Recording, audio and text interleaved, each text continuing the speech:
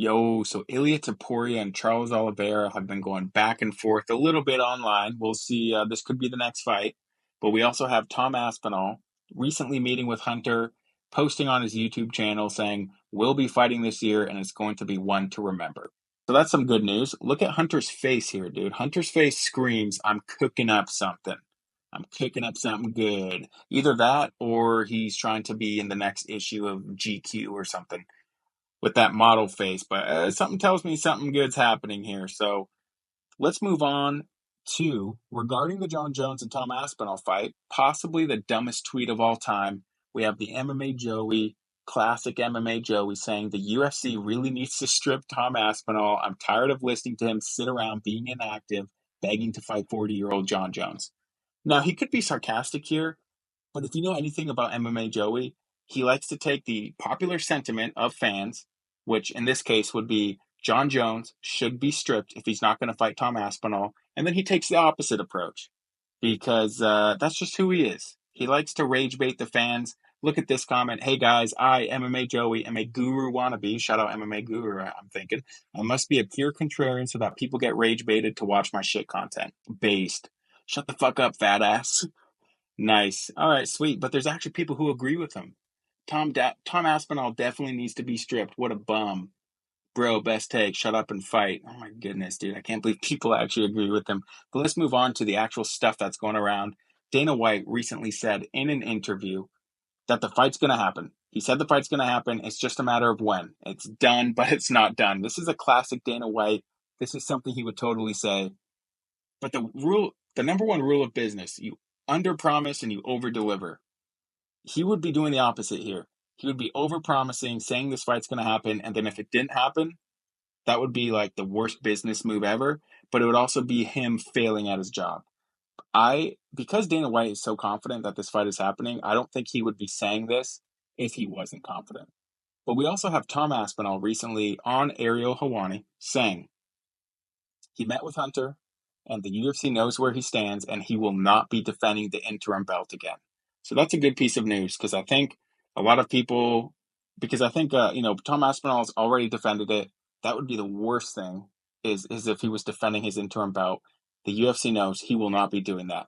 That's good. Good on you, Tom. We also have Tom Aspinall on that same episode saying he met with Hunter. Everything went amazing. I understand my position now. I understand what the company's doing. And you got to stay tuned, my friend. There's some big news coming. So that's good. And he seemed in this interview that he was very confident that he will be fighting Jon Jones. It's obviously on Jon Jones. We know Tom Aspinall has accepted the fight. But when he says that he understands what the company's doing now, my guess is the company, the UFC, is saying Tom Aspinall is fighting for the undisputed belt. He's not going to be defending his interim belt. Jon Jones can either accept the fight or he can vacate the belt. And Tom Aspinall has expressed that he doesn't really care who he's fighting. He just wants it to be for the undisputed belt. The UFC understands that. And, Jon Jones is getting older. You can't be trying to, you can't not promote Tom Aspinall because he's the future of the heavyweight division. So, you either gotta, and I know Jon Jones has a lot of leverage, but dude, come on, man. You gotta give Tom Aspinall what he wants. He's the interim champ. He deserves the fight. So my guess is when Tom Aspinall, he says he understands his position and he understands what the company's doing. He's not going to defend the interim belt. The UFC is going to force Jon Jones to fight or vacate. And that's a possibility. Jon Jones would vacate because he's a little bitch. Let's move on to Charles Oliveira and Ilia Topuria, tripping back and forth a little bit online.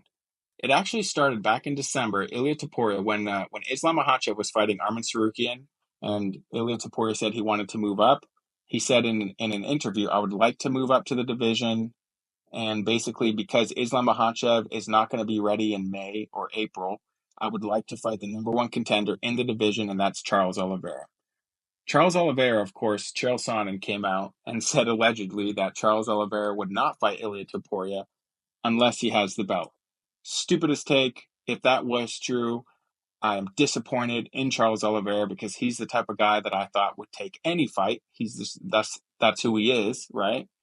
But there's actually been a lot of sources that came out to say that's not true. And there was actually an interview with Charles Oliveira that said here, I'll fight with whoever they tell me to fight. I have nothing but respect for Ilia Topuria, but this is lightweight. It's the hardest division you've ever seen, and I have strength in my hands. I believe in my jiu-jitsu, but I believe I can knock out Ilia Topuria. So Charles Oliveira, first of all, he's saying he will fight whoever the UFC wants him to.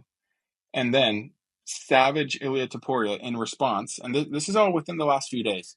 Ilia Topuria said, Charles, it's better if you stay quiet. You have 10 losses, 5 by knockout, 4 by submission, 1 by decision. You are the contender while I am the champion. The father, dude, the father of the entire division. I haven't come here to ask for anything. Here, I am the one in charge. Classic Ilia Topuria. He is kind of a wannabe Conor McGregor. This is something Conor McGregor would say, but still, Ilia Topuria, man, he likes to be in charge. But anyways, so Charles Oliveira said he would fight him. Ilia Topuria chirping back at him. Then we also have Charles Oliveira on his Instagram story yesterday. So this was after Ilia Topuria sent his tweet out. Charles Oliveira basically called for his title shot on Instagram. He said, I want to fight on International Fight Week against Makhachev. Dana, Sean Shelby, Hunter, make it happen. I really want this fight. I'm after that belt.